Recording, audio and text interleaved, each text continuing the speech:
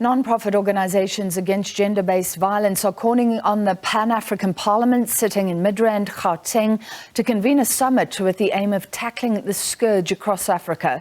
This comes at a time where Parliament's International Relations and Cooperations Committee chairperson in South Africa, Supra Mahumapelo, said the Pan-African Parliament will be an embarrassment if claims against the PAP president, Fortune Charumbira, are true. Charumbira is facing charges of indecent assault in Zimbabwe. Mahumapelo raised the matter when he opened the meeting between the committee and the department. He says the claims against Charumbira are circulating on social media. The activists marched to the Pan-African Parliament building in Midrand carrying placards with messages calling for decisive action against those who are found guilty. They also demanded that the civil society voice on the matter be a priority by leaders on the continent. The issue of gender-based violence has escalated while some countries have progressive laws aimed at addressing GBV. The implementation is often a challenge. Well, meanwhile, the volunteers behind South Africa's End GBVF 100-day challenges say there have been victories in the fight against gender-based violence and femicide. Ahead of launching another 100-day challenges that was piloted last year, the group says there have been some remarkable outcomes since then.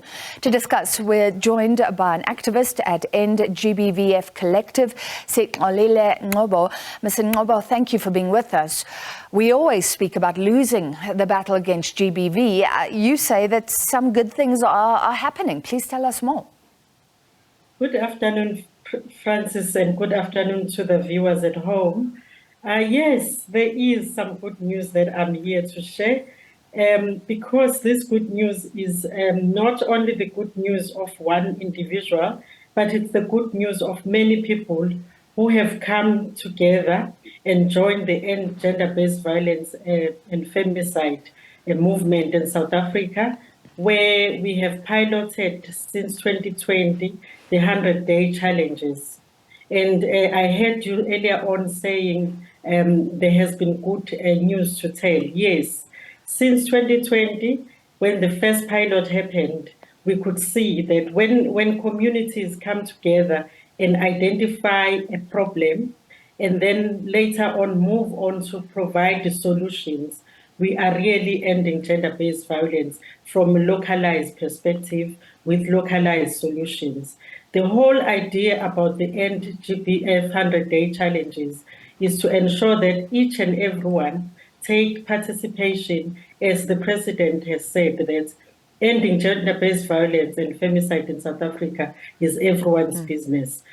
So I'm quite excited to share with you the good news from last year, but also I will want to share with you what we are planning for 2023. And I'd like to ask you about that. But firstly, unfortunately, can you concede that, like many of the initiatives that have been taken in South Africa, it isn't translating into less rapes or less murders? I think we actually saw an increase in the last stats. So this is very exciting, because for us, we are not only looking at just the small picture of a municipality or a police station. I must take you back some steps. We have 30 hotspots, according to SABC, that are related to gender-based violence and femicide in South Africa. So what the 100-day challenge actually does is that we are actually looking at those those 30 SABC hotspots, and then working with communities, municipalities, and courts in those localities to make sure that we see the decrease in numbers of rape. We actually also see the decrease in numbers of femicide. And one key example that I want to highlight from our 2022 pilot in Francisbad, where the municipality did what it is supposed to do, which is service delivery. They started changing lights on the streets. They started cutting grass or on unoccupied land, and that just enabled for the decrease of reported sexual violence cases. It also enabled the space to be more safer. So what I'm simply saying is that Yes, of course, the numbers say something and no one can argue with the numbers. But the momentum of the work that is making change in communities cannot be taken for granted, because in that particular locality, in Francisburg, we had 45% decrease of reported sexual assaults and incidents in the community. So for me, that is very big. And here it is the community that is part of it in ensuring that we end gender-based violence. All right, well, thank you for that response. It makes it practical. So lights on the streets made women safer. You also say you want to look at the courts. I mean, how do you get the courts to move quicker when it comes to convictions? How do you do that? So we don't have the magic wand to move the courts quicker, but we have the approach to help the courts move quicker. For example, in Bloemfontein, Mangaung, in our pilot last year, we identified two things. Maintenance courts, where we know that a part of gender-based violence is a type of violence called economic abuse, which fairly fits within the economic power, which is Pillar 5 of the NSP.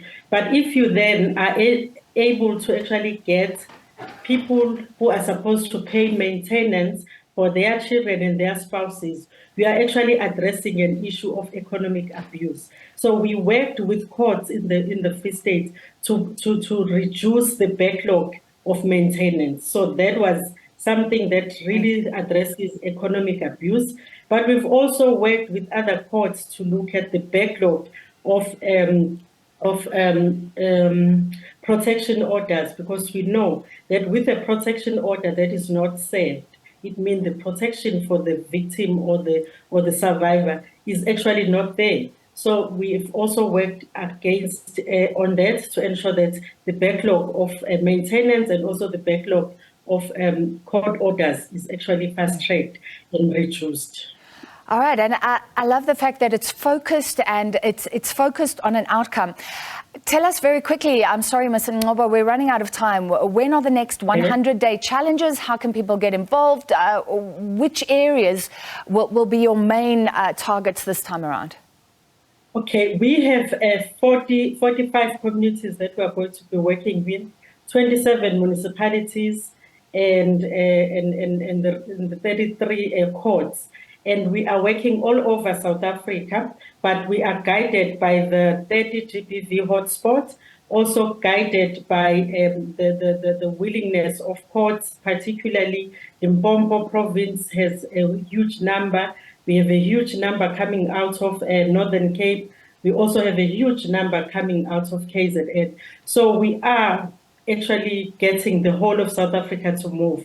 And our biggest goal is actually ensuring that in 257 municipalities of South Africa, we have 100-day challenges happening.